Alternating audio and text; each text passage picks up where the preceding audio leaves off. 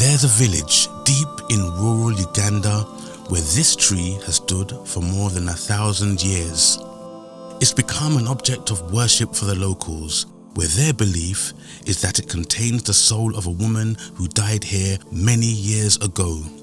We're here to see if we can change their understanding of what Ibadah is, and also to check up on some new Muslims who left their ancestral customs behind, and some born Muslims who didn't. No problem. But.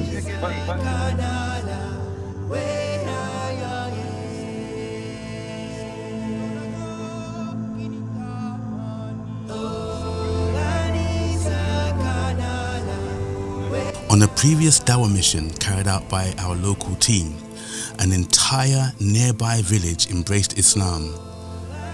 These were people who used to visit and worship this tree. But this would be the first time anyone would engage in open Dawah here. We had no idea what to expect. No one has ever given Dawah, and we've given Dawah to the people here. So Shaytan has done a very good job. We did it with respect though. Yeah. We did it with respect. Of course, that's of course, the thing. with respect, No one raised their voices. Yeah, Everyone did it with respect. There was the other lady there. Yeah. She left. She packed her things and she went. Yeah, she's a Muslim lady. She was Aisha. She had come for blessing, but she says, I'll give up. She packed her stuff. Her name's Aisha. Yeah. She has left now. She's going back home. And this village is where they worship the tree. And Brother Mahat here, he's our coordinator. And what is the belief here that the people have? They believe long time ago. They believe that there is someone within the tree. It's their belief. That's why they are coming very far to come and worship this tree. How old is this tree? Actually, it's like 1,000 years plus. So they believe that when you sit, they believe that if you come here, for the more number of days you stay here, the more blessings and barakah you get. Even one of them, when we were asking her, tried to make dawah to her, she challenged us that, why do you Muslims go to Makkah? You even come back with water, why do you? So kind of like we go to Mecca and we believe that we've been purified, we've been blessed, we even come back with Zamzam, that's what she's saying. No, they think this is their version.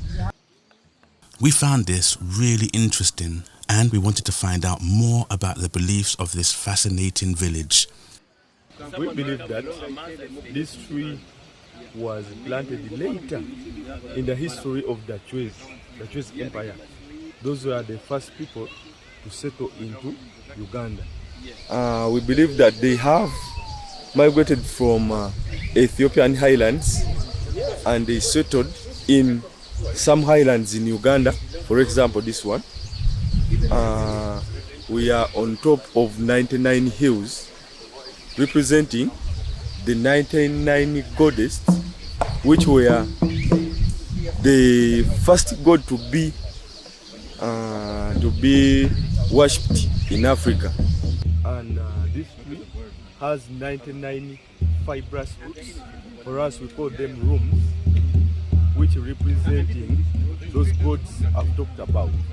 Those people who want to get children, they come and kneel there and pray. After some time, they get their babies, the children. So this has happened before? Barren women have come here for blessings and they've been able to get children? They come. And there are many, but some of them are not here, they have just gone. Now, as I've told you, this room is for a lady called Nabuzana, responsible for giving birth. Yeah, here it has a pocket. We call it a pocket. I think this one. We call it a pocket. Those people who come to pray, they put here some money so that she gives them also. If you put here, for example, like 10,000, and you go in your business, she may multiply into 1 million. The tree is the hub of the community of many African countries. We've witnessed this on a few of our past Dawah trips. But in this village, it's held in much higher regard. We asked Sheikh Ali about the Islamic perspective of what takes place here. But you know, it's very sad, Sheikh, how Shaytan is confusing people. and mixing up. Because these people, because some of us, we might worship Shaytan without knowing or indirectly, but these people are worshiping Shaytan directly. They go to a senior magician who has shayatins. He calls upon other shayatins. He gets a horn from a cattle. They take out everything from inside. They put their ghee, butter from cow milk. They put that butter from cow milk in a horn, and they get two coffee beans, because a coffee bean has 2 seeds inside. A coffee, coffee bean has 2 seeds inside. So when they are installing this spirit, this big mushrik calls those shayatins which this person is worshipping. They come. He puts them in that horn of a cow when it's cleaned from inside. He puts ghee and a lot of other stuffs from leaves and whatever, and then he gets a 1 coffee bean. He splits it into 2. It has 2 parts. He gets 1 part and he puts it in that ghee in the horn. He seals it and does other ceremonies on it. This other half of the bean, coffee bean, is eaten by this person who is going to be the caretaker of this, who is going to be connecting with this jinn. So Allah knows better. But a coffee bean which had one bean has gone into this horn, which has been done a lot of installation of the shaitan, and another bean goes into this one's stomach. Allah knows the technology which is there, but this establishes a connection between this jinn and this person's head. Allah knows all that technology. So probably these shaitans know that if a coffee bean is installed in this shaitan and another part is eaten by this human, so these are the magicians who people go to and they can tell him, didn't you come from this place? Didn't you do this and this?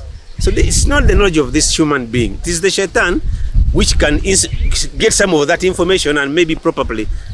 So those are the people who sit in such a place, and when they make some prophecies or some utterances, these people are. I think there were 2 things when we received the tour, which made me think. One of them was there's 99 gods. That was one. Actually, it's 3 things. 2, they had this water, like the sacred water.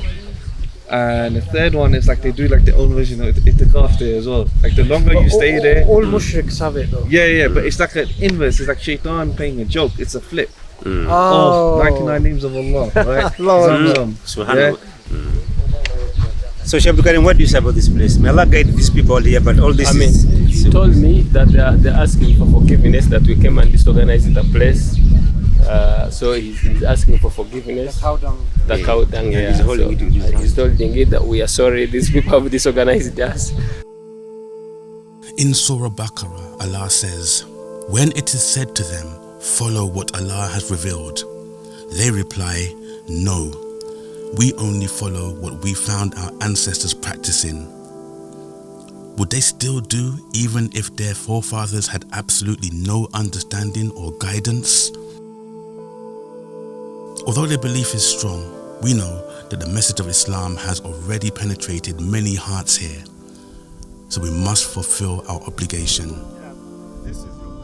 Ustad Adnan felt compelled to speak to the tour guide, and as a result, a beautiful Dawah conversation ensued. You could take the da'i out of Speaker's Corner, but you can't take Speaker's Corner out of the da'i. Those religions just came. We have our ancestors before. Yes, I understand. Traditional. For example, in India, they have different gods, not so. Yes. They worship different Even here, we have different religions. Yes. For example, we have the traditionalists. I understand. This one falls under the traditionalists. I understand. So we're not saying anything. What we are saying is there is only one creator. There is only one creator, and we call him God. Yeah. Okay. Christians call him God. We call him Allah. Okay. The Jewish people call him Yahweh. So there is only one creator. What I want to tell you that even I've already told you that the Catholics have Jesus, who used to send their message to God directly. Here we have Nakaima. No. She's the one who directs our messages to God. Okay. And here we don't just pray and get immediately. Is Nakaima a tree or a spirit? She's a spirit. Or someone, and she was from that place I have told you. They had their natural powers. Brother, our Quran tells us that you want blessings from God, talk directly to Him because He can hear you. Okay, wait. If you go to the tree or to the truck or to the stone or to the bird, okay, and ask the bird, you don't know if the bird or the tree is actually speaking to God. What you are doing is now wasting your time and effort, your energy. What you do is you simply look up, say, God, help me. Do you think God is listening or not listening? Do you think God is listening or not listening? When you say, God, help me, do you think He listens or not? He listens. Khalas. This is exactly what we are told in the Quran, that you call upon Him, He will respond. Call up. The condition is you have to call Him, not others, not the tree, not the bird, not the stone. You call Him, He will respond. Okay, that's the problem. What people did, they brought others in, spirits, Jesus, idols, trees, stones. They are wasting time of humanity. What we need to do is we need to turn to our Creator, the one who made us. Okay, the one who made us, and He told us, you want me to help you? Talk to me. Don't talk to others. For example, you work in a company. And the boss, the chief, is very loving, very, very easy to approach. He has his door open. He's sitting in the office and he has written on the door, you want anything, come to me. Okay? Now you have read it. The door, there is a big statement on the door. You want anything, you come directly to me. Right? What you do, you read it, then you go to 5 other secretaries or clerks or administrators sitting on the side, you go to them.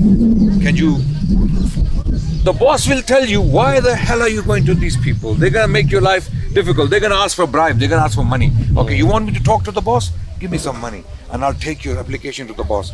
But you can see the door open, you can see the boss, right? And then you don't go to the boss. Whose fault is it? Now this is what people are doing.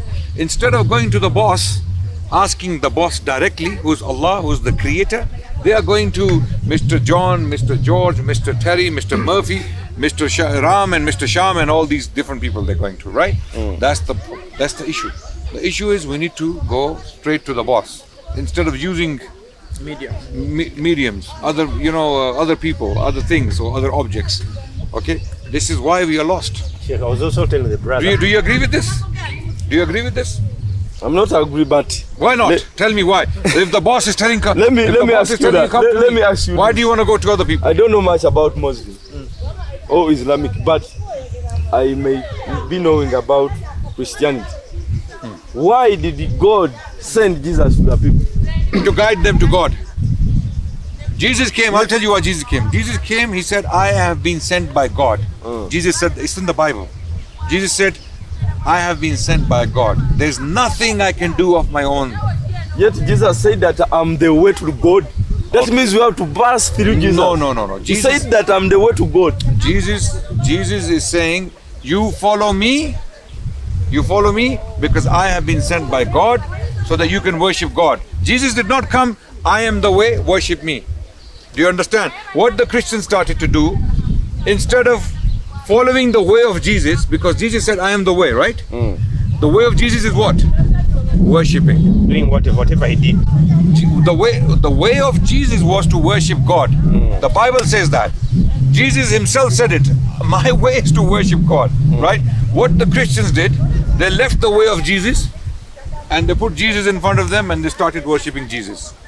Because He's the way. That's what they know. No. He said, I am not God. He said, there is one God who's in the heavens. Okay? He sent me, so worship Him. Worship. I can read verses from the Bible. Okay. Gospel of Mark, chapter 12, verse 29. Hear, O Israel, the Lord our God is one Lord. Worship thy Lord with all thy mind, with all thy heart, with all thy soul.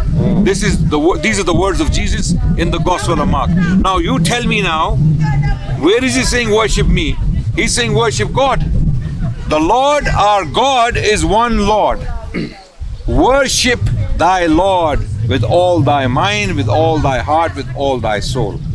This is what Jesus is saying. So my brother, there is no excuse. There is no excuse to worship other than God. There is no way, because there is only one. There is only one. There are no two, no three, no four, no five, no 1 million. Okay, there is only one Creator who is the most powerful, who is the most wise. Okay, so if we want the way, we worship Him. Not trees, not humans, not Jesus, not Muhammad, not Moses, or not anyone else. We don't worship Muhammad. Muhammad, our Prophet told us, I am the way to God. So do we worship Him? No, we worship His way. He told us, you follow my way, you will find God. Okay, because I am teaching you how to worship Him. So our Prophet taught us how to pray to God.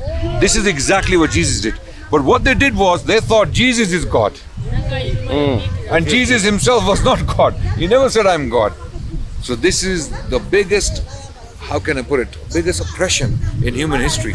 When you leave the Creator, it's like you have a mother. You have a mother, right? Yeah. You love your mother? Yeah. Okay, you love your mother. She's at home. She needs you. What you do is you leave your mother and you go to Auntie Mary, you go to Auntie Sarah, you go to Auntie Caroline, you go and start taking care of them. You feed Auntie Mary, Auntie Caroline, Auntie Sarah, but your mother is starving. She's alone. Your mother is going to say to you, you are a traitor. You have left me and you're taking care of others. This is what we're doing. We have left God, whom we are supposed to worship, and we are worshipping trees. So, worshipping a tree, it takes time. You agree? And effort. That time and effort belongs to God, not the tree. What you are giving to the tree doesn't belong to the tree. It belongs to God. Your time and your effort belongs to God. So the amount of time you're worshipping the tree, turn to God, and you will see the wonders happening. You will see how God responds to you. You just have to be sincere. Your heart has to be sincere. And you know, the stone, the tree, the bird, the moon, and if you want to worship something, I'll tell you something better to worship. Something that deserves. The sun. Okay, if the sun was not shining, this tree would be dead 1,000 years ago. Yeah. You agree? Yeah. So the sun is giving life to this tree. Why are you worshipping the tree? Worship the sun. Yeah, worship the sun. But why don't we worship the sun? Because the sun itself is created. So why don't we go to the ultimate source who created life, who gave life to the tree? So leave the tree, leave the sun, go to the one who made all of this. Simple logic, simple solution. Now you need to think about, this is why we are Muslims. We are Muslims because we believe in one God and we believe in His messengers. And these messengers did not say we are gods. And the reason why we believe in the messengers is because they were not pagans. They did not tell us to worship the stone, the goat, or the bird. And people are doing this. In India, people are worshipping cows. They are worshipping monkey god. They are worshipping elephant god. Okay, they are worshipping all sorts of things. These people are lost. Now, they are lost. What I want to tell is that they do not worship God. They ask for blessings. For example, yeah, we in the church, we go and kneel in the church. This is the way how they could reach to that person whom I have told you, who directs them to God. For example, if you go to the mosque, you kneel into the mosque and pray to God. We kneel directly to God. Yeah. We don't kneel to a cross. We don't kneel to a priest. We don't kneel to any tree or anything like that. But why do you kneel under the building? No, we do what the prophets told us to do. Jesus Himself kneeled. This is what their prophet also told them. No, which prophet? Nakaima. A woman called Nakaima. Okay, so there's another prophet now after Jesus and after. Yeah. Right. Okay. Now In this is atheists. so this you see, that's the problem. Someone asking you to worship the tree is clearly not a true prophet. Okay, because all prophets who came, they told us to worship one God. Jesus, Moses, Muhammad, all of them are saying worship the one who created us, not the creation. So if someone comes to you and tells you, now worship the creation, that's not a true prophet. That's a false prophet. That's not someone. So if I come to you next month and I say to you, now you worship that goat over there, that lamb, sheep, because that sheep will give you blessings. Okay, then what's gonna happen? You're gonna worship the sheep? No. And I can make a story up. The sheep, it came in my dream and it showed me gardens, it showed me all this. The sheep helped me get a better business. The sheep gave me children. This sheep gave me children. I prayed to the sheep that I had. You're gonna believe me? No. Oh, the sheep will die. We can now cut it and eat it, right? Like the tree will die. One day this tree will die. What are you going to do then? What's going to happen? You have not got me. God can never die. God. They do not worship the tree. We know that the tree will. But then you said the prophet said the spirit. There's a spirit in the tree. It is not in the tree, but this is where we find her. Who? Hakaima. The spirit. Yeah. This way. So why for example, the best way of finding God, you go to the church, not so. No. We don't believe that. We find God everywhere. Everywhere, it's not in the church. Everywhere. But why do you gather in the church? It's a meeting place. It's a congregation. No, but you are worshiping. Who are you worshiping here? Is the question. None of your logic can work here because the spirit. Why is the spirit important? Why is the spirit important? How do you know even the spirit exists? How do you know? No, can you talk to us now? Can you talk to the spirit? Come on, we have some questions for the spirit. Can you speak to Prophet Muhammad? You. No, we can't because he was human. He's dead. You can't. Allah. Sallallahu alaihi wasallam. Our prophet we believe was human. He has done his job. He's gone. He's in earth now. He's in his grave. Okay, and he's with God. His life is unknown to us. How he is living with God is unknown to us. As far as we are concerned, he's in his grave now. Okay, we don't worship him. We don't ask him for help. We don't go to his grave and say, "Oh prophet, you give us something." No, we don't. We don't. We worship the one he told us to worship. He told us to worship God, the creator, not a spirit. Anyone coming to tell you to worship, go to the spirit and seek the spirit. And the spirit you don't even know if exists. Come on, you are intelligent. How old are you? I'm 22. 22, you are intelligent. You're not stupid. You know what I'm talking about. You know what I'm saying is true. Okay? So this is why we want you guys to understand. You will not get anything from the trees. No, never. Because this tree can become furniture. It can die. When people say that we worship spirits and other things to go to God, the Quran says those who do this, indeed sincere devotion is due only to Allah, the Creator.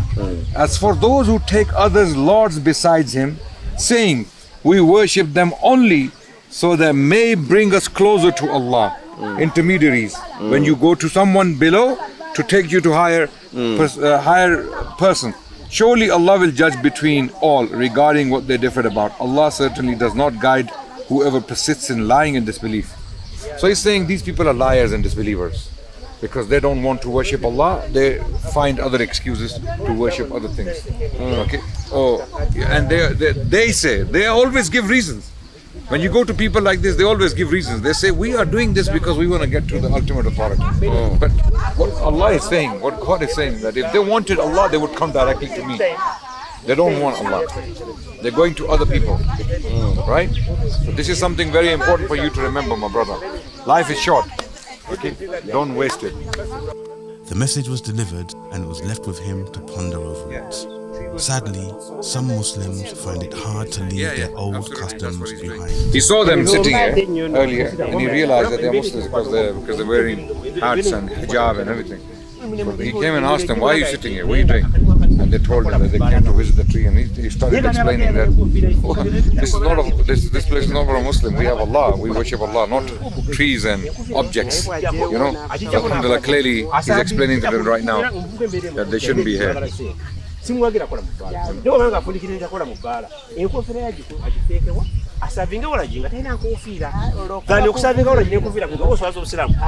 the brothers that as Muslims, if they come here, this is haram. And they even are shaming Islam.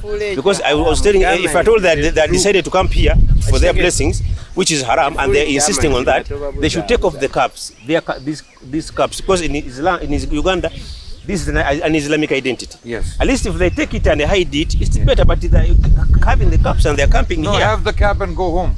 Keep the cap and go home. And go home. Yeah. So don't be here. I was telling, if they want barakah, they should wake up on the last third of the night and they pray to Allah. Yes. If they have their parents, they should go to their mothers and fathers and they pray to them. Yes. They ask them to make dua for them. Yes. But camping here as a Muslim, it nullifies Islam. This is shirk. Yes. And Allah never can't forgive shirk. Yes.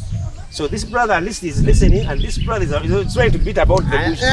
But as Muslims, he's saying for them they came to camp here. So I'm telling them it is wrong to camp here as Muslims. You can only camp here for dawah. Ababulira amaki bano ba Pakistan balina we basinzira okusinza that if God is in heaven, is the one who serves everywhere and is even who is serving even this place. The Quran says إياك نعبد وإياك نستعين. Yes. إياك نعبد, that you alone we worship. Yes. Only Allah. Tell him only Allah. Only Allah. Okay. Now إياك نستعين, you alone we ask for help. Not tree. Not tree. Allah go with no, that is the Quran. The Quran. In your country, what do you worship? In your country, in your culture, Allah alone. Allah alone. Don't you have spiritual, tribal, shirk, traditional shirk in your country? Anyone. Let me explain something to you. Pakistan, Uganda, Sudan, Iraq, America,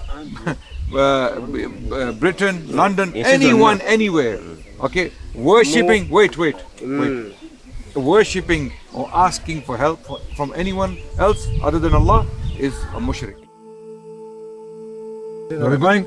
Yeah. Yeah, plus. That brother probably looks like Idris Elba, man. MashaAllah. Brother looks like, You see the Sheikh Hamza, huh? You see Urdu? Even.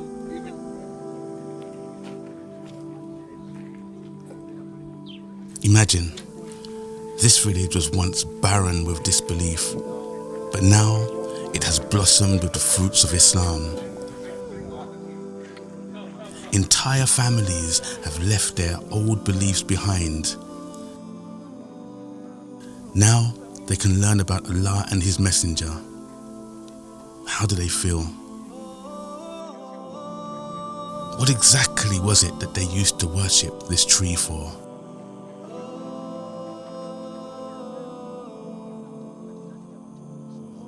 I went to the tree because I desperately wanted a child. This was after trying to get pregnant for a long time. We worshipped the tree by sacrificing different items like a goat, chicken, eggs, and millet. The tree is now nothing to me. It's ordinary, just like any other tree. It's only Allah who is sufficient for me. I used to think that the tree could give me wealth, but I've come to realize when I work with my own hands and I pray to Allah, He can bless me with wealth. The iERA team advised me on how to sleep, which is based on the sunnah of our beloved Prophet Muhammad sallallahu alaihi wasallam, and this has helped me battle the Shaytan and expel all those terrible dreams that I had. I've also been improving so much more spiritually, much more than before. Every time I used to worship the tree, fear would escalate deep within my heart. However, now with the abandonment of worshipping this tree, I feel more peaceful and tranquil. I feel satisfied to have become a Muslim. On the way home, I met two brothers in a red t-shirt who talked to me about Islam. I told them I worship the Nakaima tree and I was yearning to conceive a child.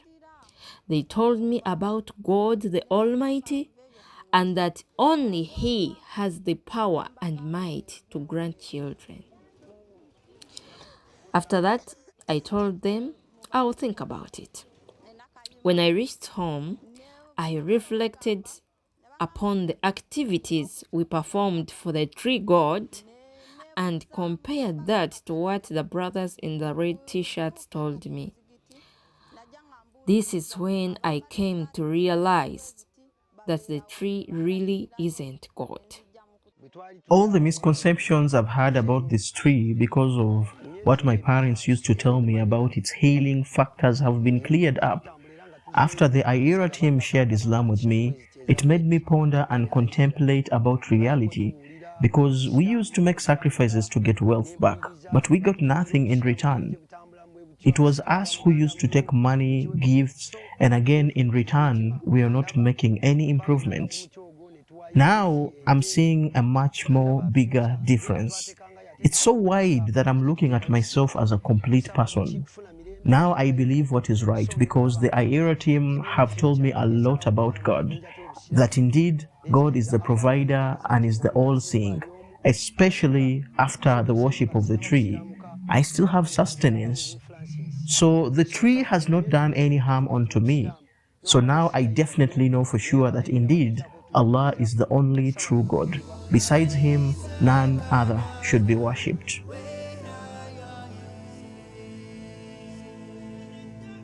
Africa is lush, fertile ground for Dawah. People here are hungry for Islam.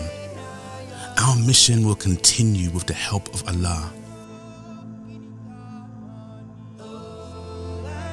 Join us next time when something amazing happened when this new Muslim called the Adhan.